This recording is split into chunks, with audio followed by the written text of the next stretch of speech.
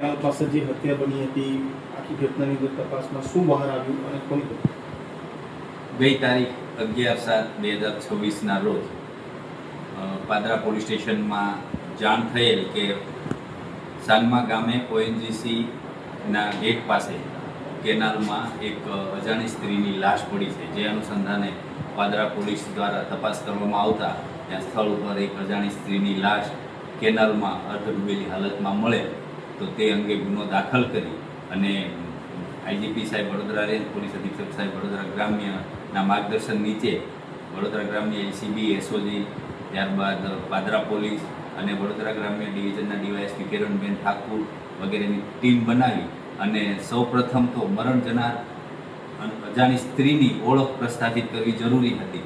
તેથી ગાંડી સોફ્ટવેરનો ઉપયોગ કરી અને ડીવાયએસપી કિરણબેન ઠાકુરે ખૂબ જ કુશળતાથી મરણ જનાર સ્ત્રીના ફોટા ઉપરથી એ સ્ત્રીની ઓળખ થઈ અને એના ઉપરથી આગળ તપાસ કરતાં જાણવા મળ્યું કે મરણ જનાર સ્ત્રી જે છે એનું નામ પાર્વતીબેન નરેશભાઈ ઠાકોર અને પાલેજમાં રહે છે. એ બાબતની માહિતી મળી, ત્યાંથી તપાસ કરતાં એ હકીકત સાચી જણાય. જે અનુસંધાને ત્યારબાદ આગળની તપાસમાં ચાલુ રાખી અને એ બેન શું કરે છે, ક્યાં જતા હતા એ બાબતે તપાસ કરતાં જાણવા મળ્યું કે મરણ જનાર પાર્વતીબેન છે વડોદરા SSG હોસ્પિટલમાં સફાઈ કામદાર તરીકે નોકરી કરતા હતા અને બેન પોતે વિધવા હતા.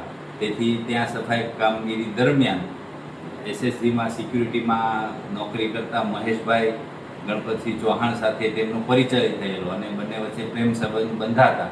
તેઓ ત્યાં નોકરી કરતા અને સાથે અવારનવાર મળતા. એ દરમિયાન ગઈ 11 તારીખે રાત્રિના પાર્વતીબેન અને મહેશભાઈ બંને ત્યાંથી મહેશભાઈના મોટરસાઇકલ ઉપર નીકળ્યા અને સાનમા કેનાલ પાસે આવી અને એ દરમિયાન બંને વચ્ચે બોલાચાલી થતા અને આ પાર્વતીબેન છે જે વિધવા હોય તે મહેશભાઈ સાથે રહેવા માંગતા હોય અને આ મહેશભાઈ એમને સાથે રાખવા માંગતા ન હોય. જે અનુસંધાને બોલાચાલી થતાં મહેશભાઈએ તેમની પાસેના લોખંડના સળિયાથી આ બેનને માથામાં ઈજાઓ કરી અને મોતને ઘાટ ઉતારી દીધેલ અને ત્યારબાદ પુરાવાનો નાશ કરવા માટે લાશને કેનાલમાં નાખી દીધેલ. અને આ બધું તપાસમાં વડોદરા શહેરના CCTV કેમેરાઓ અને તમામ જગ્યાએથી જે રૂટ ઉપર મોટરસાઇકલ નીકળ્યું હતું એ બધું તપાસણી કરતાં એલસીબી એસઓજી અને સમગ્ર પાદરા પોલીસની ટીમ તેમજ વડોદરા ગ્રામ્ય ડિવિઝન ખૂબ જ મહેનત કરી અને ટેકનિકલ હ્યુમન સોર્સથી આરોપીને પકડી પાડેલ છે.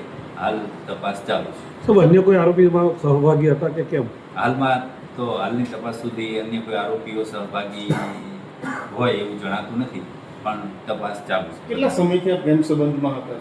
આ લગભગ છેલ્લા 3 મહિનાથી પ્રેમ સંબંધમાં. અને શું કામગીરી કરતા હતા અને ક્યાં કામ? એ બેન ત્યાં SSG હોસ્પિટલમાં સફાઈ કર્મચારી તરીકે કામ કરતા હતા, મરણ જનાર પાર્વતીબેન.